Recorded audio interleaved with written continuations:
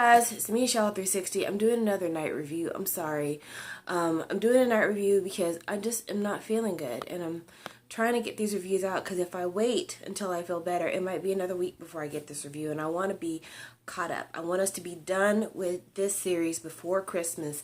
That way we can start the new year off right, because I figure we could do like a movie review for like the week of Christmas, and then starting January we can have a whole nother series done. So that's why I'm trying to knock these out. But before we get started, my drink of the day is this Jeong. It is a sweet cinnamon punch, and you can see what a picture of the traditional punch looks like. It's basically cinnamon, sugar, water, a persimmon, that's what that is in the center, and ginger, little bits of ginger. And I've had this at a Korean restaurant before, traditionally made, and it's delicious. So I bought this at my local Asian market. It was 79 cents, so it wasn't expensive at all. And even though it comes in a soda can, it actually is non-carbonated, which is great for me because I don't ever drink anything carbonated. No beer, champagne, none of that kind of stuff. Soda pop, I don't drink any of it because I can't do carbonation. It makes my stomach sick. But yeah, that is my suggested treat. Try it out. It's very apropos for this season, and since I had dried persimmon on my last episode review, it kind of correlates. So, you know, we're keeping a theme here. Sorry, I'm still not feeling good. So I'm going to talk about characters this time. I think I do talk about characters every time, but I'm going to be kind of on each character because my thoughts are organized based by character rather than by plot points because so much happened in these last two episodes. So the first character I'm going to start off with is the character that makes me want to rant the most, and that character is Hari's mother. So we're in the midst of this big kind of bust up between Hari and Heejin for the discovery of, you know, Hari's deception with Sungjun and the whole finding out of everything. Well, in the middle of their fights, or I won't even say fights, but just in the middle of their whole conflict, out of the blue pops up some old lady talking about, "It's me, your mom." First of all, what? Like, what? Yes, for the last, 2-3 episode reviews, I've been talking about Hari's mom trying to guess who she is. But they bring like Miss Random out of nowhere, and she's the mother. And don't tell me that you guys saw this one coming, because if you did, you're lying. Nobody could have saw her just showing up on this girl's doorstep talking about, "I want us to live together."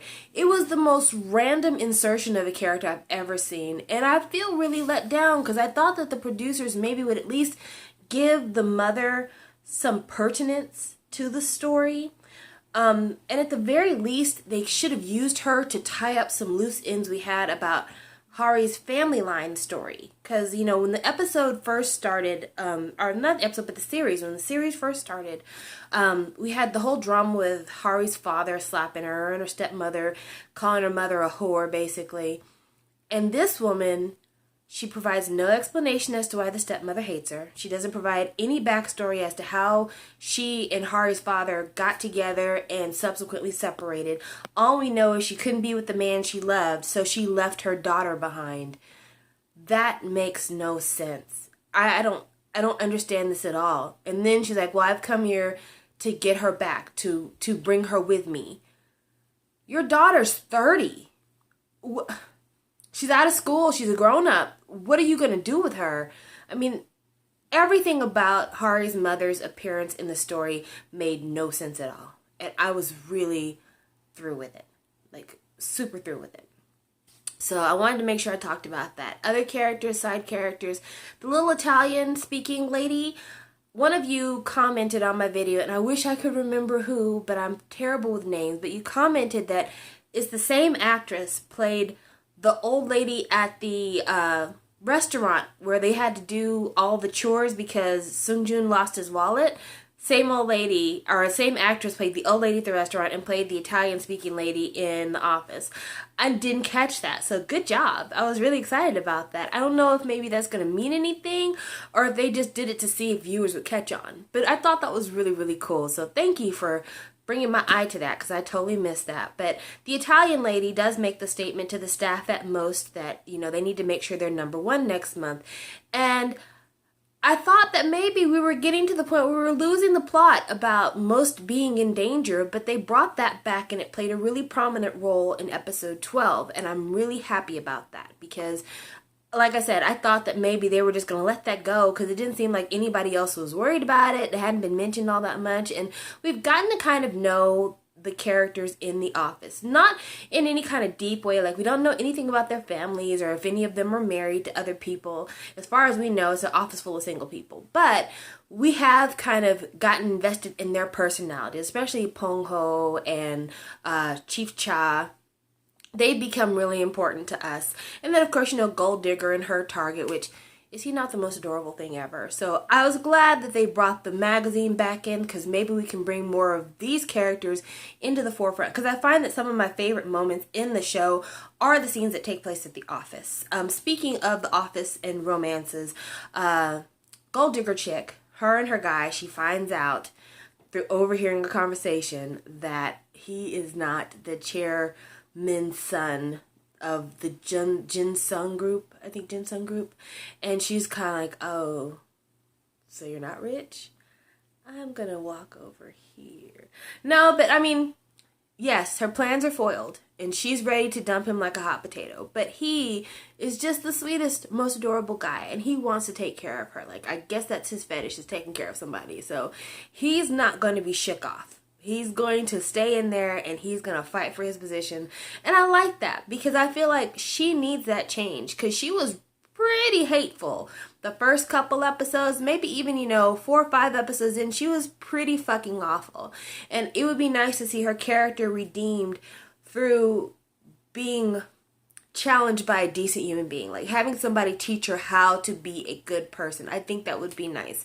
So, you know, that would help redeem her for me because, like I said, she was rotten when the show begins. So this is kind of her comeuppance.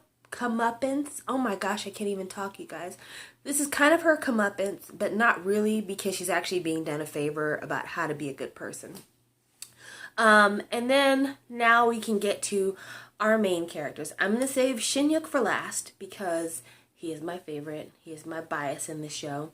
And I'm going to talk about a character that we haven't really seen as much of in the last review, but we're seeing a lot more here. And I'm glad we're seeing her the way we're seeing her, and that is Hari. So Hari gets found out for what she's done with Sung-Joon. And of course, he is like, you don't need to explain nothing else to me except for, you know, confirm that old girl is the real Hee-jin. After that, I don't want nothing to do with you. I don't fuck with you. So, of course, she's hurt feelings. And she's hurt because she's got a lot of different things going on in her mind. The first thing is, this relationship that she kind of knew was doomed anyway has ended. And it's the first time any man has ever dated her and treated her like a real human being and made her feel like she was being seen for more than just long legs, beautiful face, designer clothes. Like, they were really seeing her as, you know, a woman. And so that's hard for her. 2, this revelation presents to her friend of forever, her practical sister, that she's done something despicable. And because she's a decent human being, she feels guilty for it. You know, when we see her crying on the side of the bridge, I don't think she was just crying for the fact that Sung-Joon had rejected her. I think she was crying about how deeply she had hurt Hee-jin. You know, and I don't blame her. And she's one of those people that, you know, you think about the background she's come from. She's come from this fucked up family situation that still is not adequately explained. And Hee-jin has been all she's had. In all of her life, when people were confronted with difficulties, like her mother, what did her mother do? Run away. Which, if that's the reason why they brought this woman into the storyline, they could have done better. That's still no excuse for the piss poor way they incorporated her into the story. But I digress. She's used to people running away or not talking about their issues or ignoring what's going on. And so initially that's kind of the way she approached her betrayal of Hee-jin after everything came out. She just kind of wanted to like make herself small, act like, you know, the relationship with Sung-Joon didn't matter, so maybe she can minimize what she did. But, you know, when it gets to the point where Heejin thinks that Hari has left and she's in the airport crying. Hari appears and she's like, why would I ever leave you? I have to spend the rest of my life making things up to you.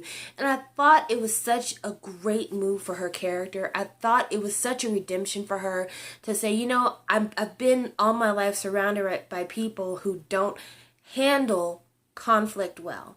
I've been surrounded by people who either dismiss problems or ignore problems or run away from their problems, you know, or get petty when they encounter a problem. Instead, I'm going to man up or woman up, and I'm going to own up to what I've done, and I'm going to spend my time making this up to you.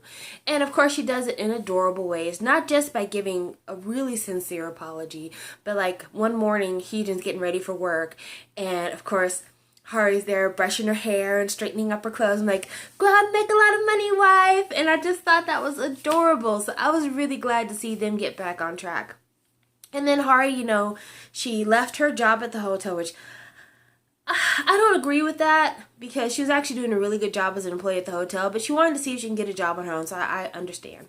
But she got rid of her job at the hotel, got rid of the car that her daddy was paying for her, got rid of her credit card, got rid of her clothes, which I have another question with that. She got rid of a bunch of clothes, and when we first looked at her room, when Heejin thought she was gone, the shelves were bare, but then when she came back home, there were clothes on the shelves, and obviously she's wearing clothes every day, so I'm not sure if what she got rid of was like all of her clothes or if she got rid of stuff that maybe had tags on them that she hadn't worn yet. So that's a question, because I saw they had that clip of her in the store, so I'm assuming that's what that was. She was returning all these designer clothes that she had never even worn and just stuck with whatever has already been used and is going on from there. But again, I'm digressing.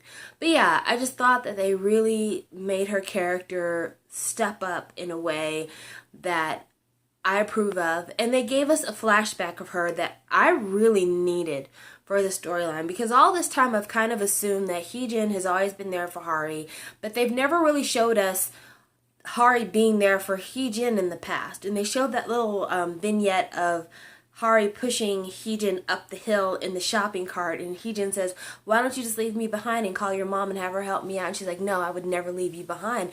And I just thought that was great, because it really showed us that, you know, Hari is just as invested in Heejin as Heejin is in Hari. And I think we kind of forgot about that over the course of the last few episodes, or maybe the producers didn't really bring that to the forefront because of all the kind of web of deception that Hari was involved in. So I definitely love seeing how her character has grown these last 2 episodes, and they brought her back for me. I mean, I still feel like what she did was wrong, but even like the apology letter that she wrote, it was a great letter because it didn't ask for Seungjoon to forgive her for the sake of them starting over in a new relationship or anything like that. It sincerely was, you know, I've done something wrong. I've wronged you and I've wronged my friend, and I just want to atone for my transgressions. And I appreciate that.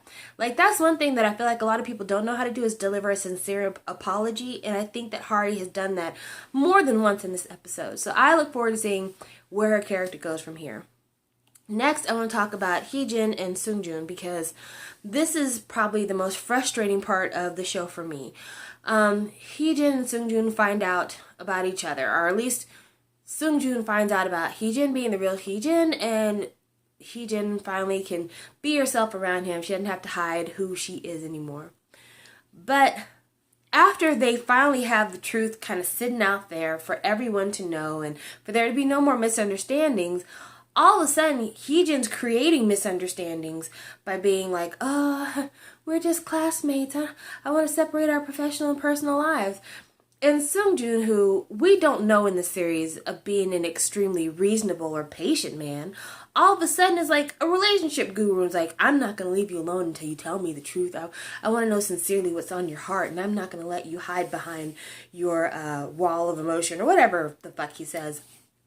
And so she finally confesses, I don't want to date you and have it be in front of my friend because I don't want to hurt her feelings. And of course he says, I'm not interested in her. I've never been interested in her. I've only been interested in you. And I was like, you obviously don't get this. But, I mean, at the same time, Heejin, come on. You know, you're entitled to this. But yeah, Seungjoon and Heejin, they're finally kind of playing this kind of will I date you? Won't I date you? Should I take it this far? Should I not take it this far? And frankly, I'm fucking through with it. When they finally kissed at the end of episode 12, oh my gosh, finally the air was let back in the room, because I'm just tired of them dancing around each other. They've been dancing around each other since episode 1 practically. I'm ready for there to be, you know, some relationship, because there's so many other places they could go. Like, I understand the producers probably had Heejin have this ambivalent attitude towards Seungjoon to create a little bit more plot time or to drag out the drama. But this is the thing. It's not like Heejin was conflicted about whether she wanted Seungjoon or not. It wasn't like she had to choose between Seungjoon and Shin-yuk. It was that she didn't want to hurt her friend. Her friend who betrayed her and, you know, tried to date this guy behind her back. I mean, at this point, my friend shouldn't have anything to say about me pursuing my one true love when you knew from jump that was my true love. But also, I mean, all of the problems that everyone had was for not telling the truth. So why not just tell the truth? Talk to your friend Hari. Tell her you plan to date Seungjoon and will she be okay with it because you want to make sure things are okay. Talk to Seungjoon and say, hey, you and my best friend just quit kind of pseudo dating. I'd like a cool off period to kind of get my feelings in check. Just say that. But they have this like fake drama, and they didn't need that because there was some real drama that could have been there. For instance, Seungjoon was like really super quick to forgive Heejin for her part in the whole plot to make him believe that Hari was Heejin. But it started with Heejin. And of course, you know, the only confrontation he gives to her is just, you know, if I had been the one who was down and out, would you have been ashamed to see me? That's really it. That was a slap on the wrist. But, you know, there's no mention about the puzzle piece and knowing about the mom being dead. Like, all these other little clues that Hari had. He doesn't ask her, like, you know, how much information did you feed her of mine? Because I don't feel like this was information that she would have told anybody else. So, I mean, Hari had to know quite a bit to know to bring the puzzle piece to him. So that's what I'm just saying. I feel like they could have created drama somewhere else. They could have made it to where Seungjoon, in keeping with his character in previous episodes, could have been really hard-hearted and said, you know, I don't want to deal with you because you lied to me. Instead, he takes, I guess because he's kind of romanticized and idealized Heejin so much, instead of placing the blame on her, something in his spirit won't let him assign any blame to her. So he's just thrown it all on Hari. But I don't approve of it. I don't approve of it. But we'll see what happens with their relationship. I don't know. We'll see. And then finally, we're going to talk about my absolute favorite character in the world, Shin-yuk, who has just been shitted on throughout this series. I mean, my gosh, can the man ever get a little bit of sunshine? And the thing is that Siwon, playing the character of Shin-yuk, is so perfect. Like, I don't know how Heejin could not choose him. First of all, he looks like a pussycat. His little face is so adorable. Secondly, he's built like he was molded from clay and set out to dry. Like, he is completely sculpted down. That scene where he comes out in just the towel and then drops the towel and shows off his go-to. Just to have been a fly on the wall on set that day. It's my only dream. But yeah, I just feel like, you know, he just got kicked over and over and over again. And Shin-yuk is a smart guy. He used his last remaining favor to ask Heejin to see him as a man. And immediately after that, she gets a call from Seungjoon saying, you know, I know who you are finally. And she runs off, leaves him in the cold. At this point, I feel like he should have been like, you know, I'm going to leave this alone because there's no chance for me. Obviously, you want him. I'm cool. But no, he goes back. Because it ain't over till it's over. And he tries to convince her of how cool he is and try to show off his finer points and see like, look what I can do for you. Don't you like me now? Still doesn't like you, man. I still haven't seen your fucking purse anywhere. And I'm tired of him putting his heart on the line for her and having it stomped on and smashed and blood everywhere. She's never going to want you. She's just never going to want you. She'll always think of you as her brother in the friend zone. She's never gonna want you. So I mean, just quit letting her stomp on your heart, man. You know, and he's he loves her so much, and he loves her in such a different way than Seungjun does, that even though she steps on his heart all the time, he's constantly there to help her. When Seungjun's in the hospital, he's like, come on, get in the car, I'll drive you there. I mean, when it came to Most shutting down, I don't think he went back to Most because he just wanted to make sure the magazine got saved. I think he went back to save Heejin's job. Honestly, I think that was his motivation. And it's just, there's nothing that can stop him from being there for her. No matter how terrible she treats him, no matter how much she takes him for granted, no matter how much she throws her complete adoration of Seungjun in Shin Hyuk's face, he's always going to be there for her. And that's why I kind of hope that he ends up with Hari, honestly, because, like, I think that the interactions that Shin Hyuk and Hari had are really cute. Because, like I said, they know who each other are. Neither one of them had to lie about their identity. Because, you know, even though Shin Hyuk is willing to, you know, bare his soul to Heejin, she doesn't know about his money. She doesn't know about his money. And I'm certain she doesn't know about whoever this is that he's talking to in America with the sexiest English accent ever. Oh my gosh. Well, it's like an American English accent, but still. Oh my gosh. And when he was talking, yeah, I miss you too. I can't really talk right now. I'm gonna call you later. All right, bye. Yes, Shin Hyuk, yes. But yeah, just stop constantly being shat on, and he won't tell her about the money. He won't tell her about this American thing. I'm sure he's the heir. He hasn't told her that either. But other than that, I mean, he's been pretty upfront with her, and I just feel like he deserves more than what he's getting. But with Hari, he's never had to lie about his money because she met him as a client for the hotel. Hari never lied to him about who she was. He's always known that she worked at the hotel, what her real name was, everything else. He knows kind of what she's done. And I think now that she's trying to rebuild herself, I definitely see them possibly meeting up so she can kind of ask him, you know, since he's always given her good advice, what should I do next? Where do you think I should go? What do you think would suit me? And then maybe through a series of, you know, convenience store dates, they might get together. You know, one can dream. But yeah, that's my review for She Was Pretty. I hope you guys enjoyed the review. Oh, last thing I wanted to talk about. Tell me if I'm wrong. In the very beginning of the story, I remember that Seungjun had the box of letters and the letters were returned. And we found out that, I guess, Heejin's family went broke and they moved. And that's how they ended up where they are now.